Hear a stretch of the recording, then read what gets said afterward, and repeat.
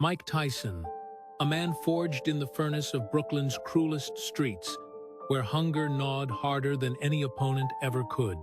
Behind the thunder of global fame, behind the 91-second destruction of champions, behind the roar that once shook arenas worldwide, lies a cruel truth the cameras never fully captured. This is the story of the youngest heavyweight champion in history, a boy with nothing, who became everything, then lost it all, then clawed his way back with bleeding knuckles and a wounded heart. At his peak, he earned $400 million, owned mansions that sprawled like kingdoms, and commanded fear from giants.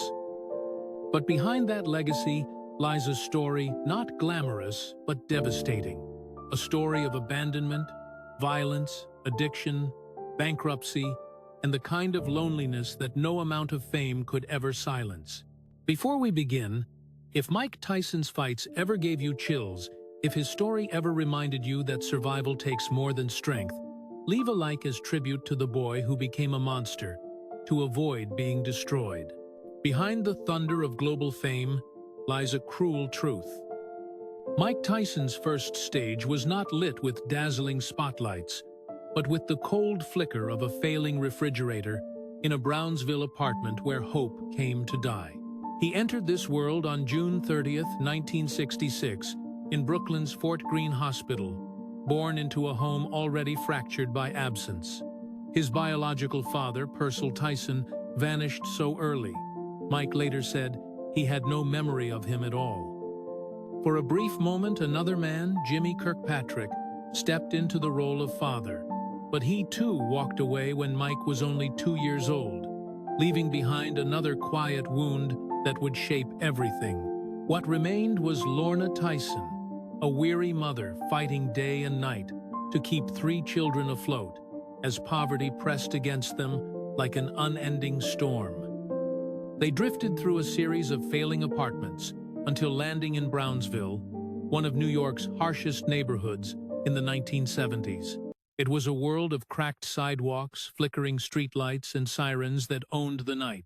Inside their drafty apartment with peeling paint and a refrigerator that often held more air than food, Mike learned what hunger felt like, what cold felt like, what quiet humiliation tasted like.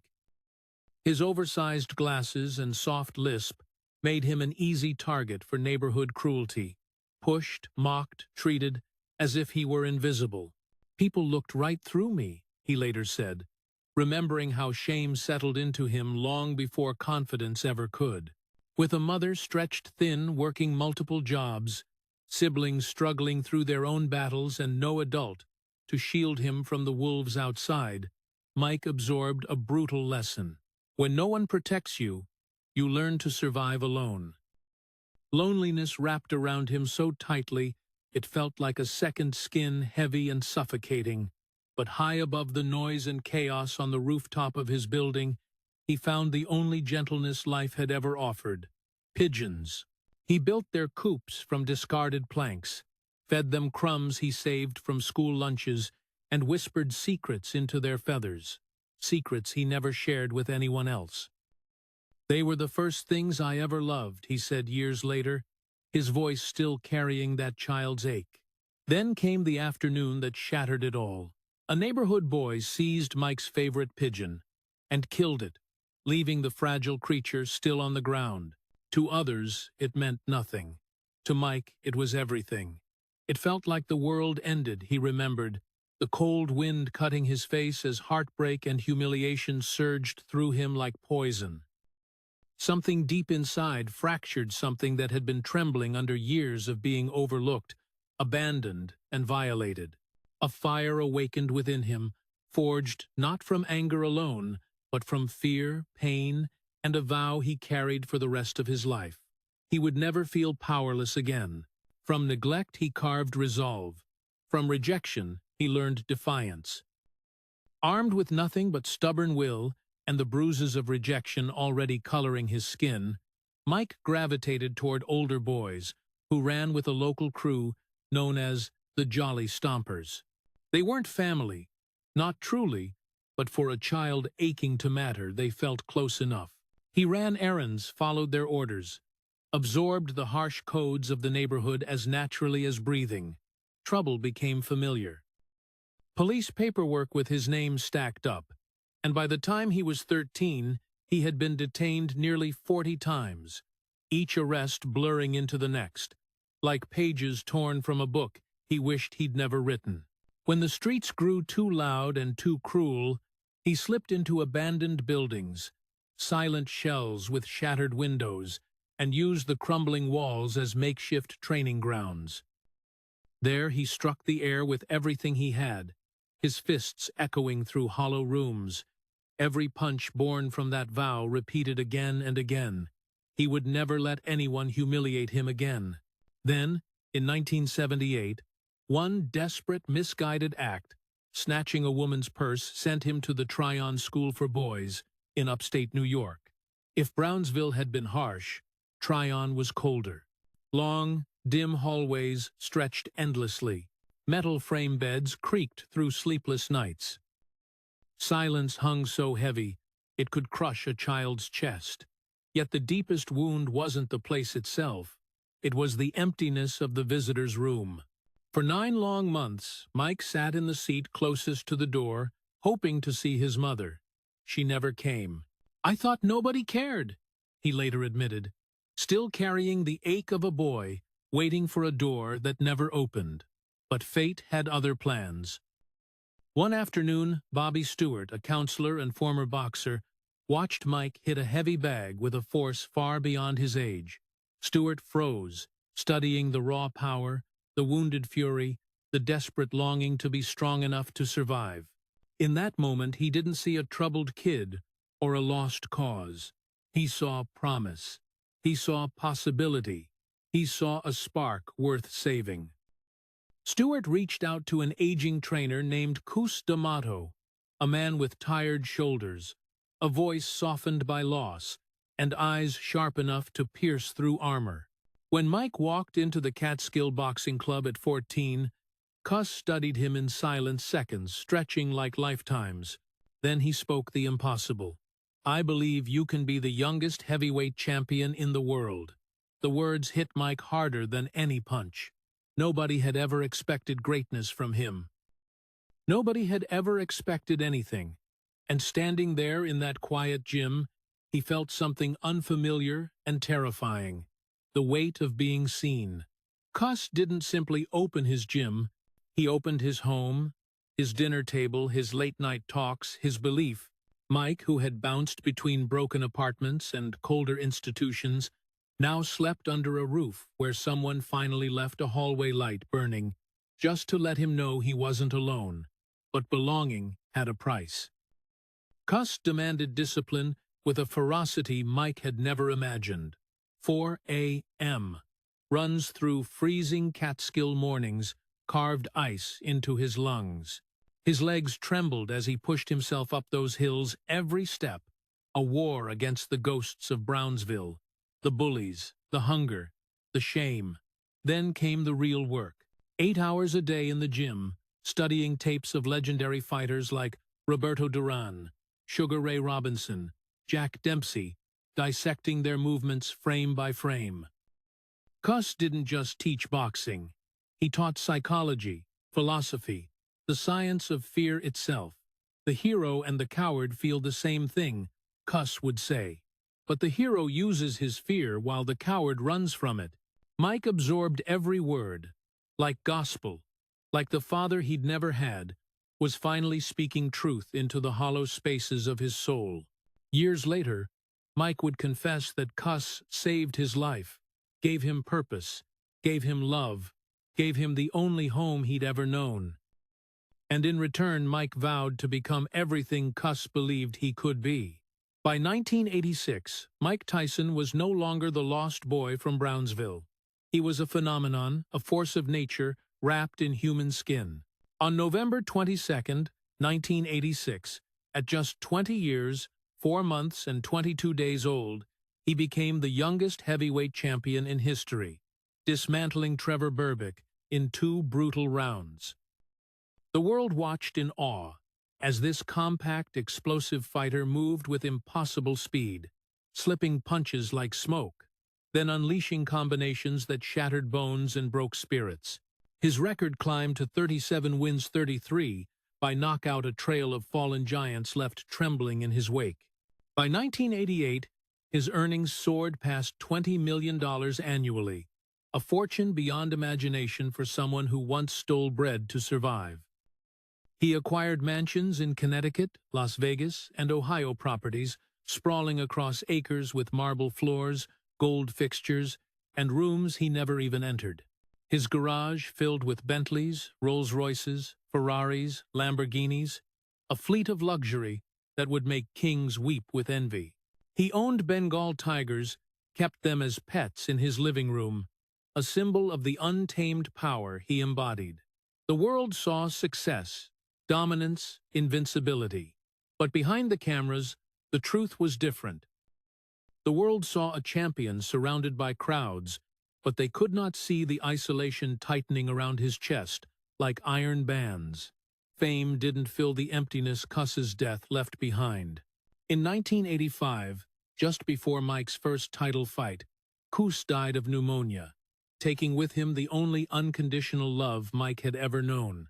The loss gutted him.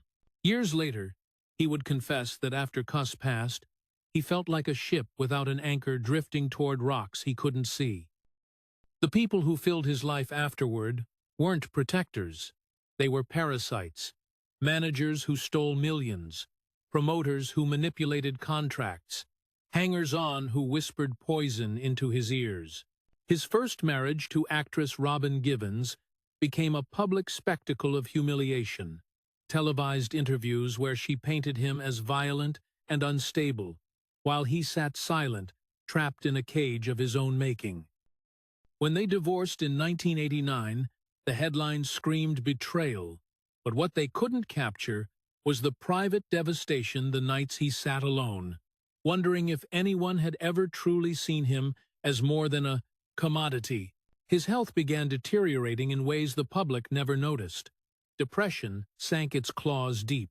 Sleepless nights stretched into weeks. His training discipline fractured. The warrior who once woke at dawn now stumbled through mornings, clouded by substances he used to numb the ache. Power, as Mike Tyson discovered, carries a heartbreaking price. One paid not in money, but in pieces of your soul you can never get back. When Mike Tyson first walked into an Indiana courtroom in 1992, the cameras captured a man facing rape charges, but they could not capture the storm raging inside him. The trial became a media circus, every detail dissected, every word weaponized. On February 10, 1992, he was convicted and sentenced to 6 years in prison, though he would serve 3.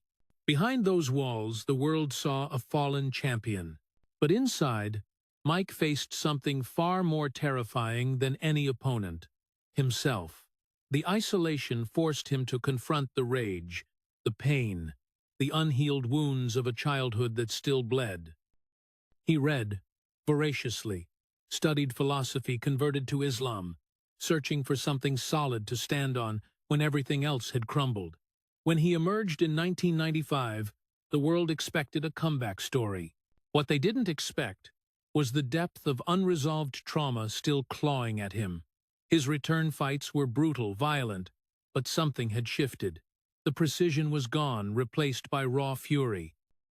Then came June 28, 1997, the night that would haunt him forever. In a rematch with Evander Holyfield in front of millions, watching worldwide, Mike bit off a piece of Holyfield's ear, spitting it onto the canvas in a moment of complete psychological collapse. The image became iconic, for all the wrong reasons. Disqualified, fined $3 million. His boxing license revoked. Mike Tyson became a symbol of self-destruction. Years later, he would confess, "I was in so much pain I didn't even recognize myself anymore." But the devastation didn't stop. In 1998, his mother Lorna died of cancer, the woman who had fought through poverty to keep him alive, gone before he could ever truly thank her. The grief nearly destroyed him. His finances spiraled into chaos. mismanagement, lawsuits, theft by those he trusted. By 2003, despite earning over $400 million during his career, he filed for bankruptcy, $23 million in debt, mansions foreclosed, cars repossessed. The empire crumbled. His second marriage fell apart. His mental health deteriorated further. Substance abuse became a daily escape. He later admitted to contemplating suicide multiple times, standing at the edge, wondering if the pain would ever stop. How fame couldn't protect from human suffering became brutally clear. Money titles, global recognition. None of it could heal the wounds carved into him decades earlier in that Brownsville apartment. Recovery attempts came in waves. Rehab centers, therapy sessions, spiritual searches, but the struggle continued for years. A man battling demons the world couldn't see and wouldn't understand even if they could. In 2026, Mike Tyson stands not as the invincible destroyer of his youth, but as a man rebuilt from ruins, scarred but standing, weary but wiser. At 59 years old, his body carries the cost of 1,000 battles. Sciatica flares without warning, nerve pain shooting down his legs, a reminder of the punishment absorbed over decades. His back, compressed from years of explosive movement, requires constant care, stretching, massage, medical attention. His knees ache on cold mornings. His hands, once weapons of mass destruction, now tremble slightly when he tries to hold a pen. He walks with a slight limp, some days the warrior's body finally demanding rest. Yet he refuses to surrender, to decline. He rises early, meditates, follows a training routine designed not for dominance, but for longevity, for the privilege of watching his children grow. His net worth today sits between $25 and $30 million, rebuilt not through spectacle, but through consistent, thoughtful work. His podcast, Hotboxin', reaches tens of millions globally. His film and television appearances remind the world he still matters. His speaking tours draw crowds, hungry for wisdom from someone who survived hell. His primary home in Las Vegas is a serene sanctuary, art-filled, sun-soaked, a place built for peace rather than performance. Inside are wide living spaces, polished stone floors, a private gym, a dedicated meditation room, and a tennis court specially built for his daughter Milan's training. Milan, born in 2008, is rising in competitive tennis training, daily competing nationally, living with the focus of an athlete who knows her father, watches with quiet pride. His son Morocco, born in 2011, brings him joy in everyday rituals, cooking breakfast together, stretching before workouts, laughing through simple father-son moments Mike once feared he would never experience. His older children, Reina, Amir, and Miguel, have grown into adulthood, guided not by shadow, but by unwavering support. "My kids are my redemption," he once said, and in that sentence lives the truth of a man who chose to redefine his legacy through love, not fear. His marriage to Kiki Spicer remains the anchor of his stability, a partnership built on forgiveness, structure, and shared discipline. Beyond his home, Mike gives back, consistently supporting youth programs, mental health initiatives, re-entry programs for formerly incarcerated individuals, boxing gyms, serving overlooked children, the kids he once was. Portions of his podcast revenue flow toward shelters, community centers, organizations across Nevada and New York. Over the past decade, his contributions have reached into the hundreds of thousands of dollars, not as public stunts, but as quiet acknowledgments of responsibility. "If I survived everything I've lived through," he said, "then maybe I can help someone else survive their storm too." His journey proves something rare and powerful, that a person can lose everything, fall to the lowest depths, break their own life apart, and still return stronger, quieter, wiser. His story reminds us that reinvention is always possible, that healing is always worth the work, and that no one is defined by their darkest chapter unless they choose to stop reading there.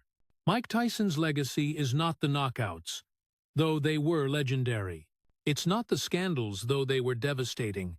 His legacy is the courage to rise, after falling, to rebuild after destruction, to choose growth over bitterness, to face your demons and refuse to let them win. And in that choice lies an inspiration more profound than any championship belt could ever hold.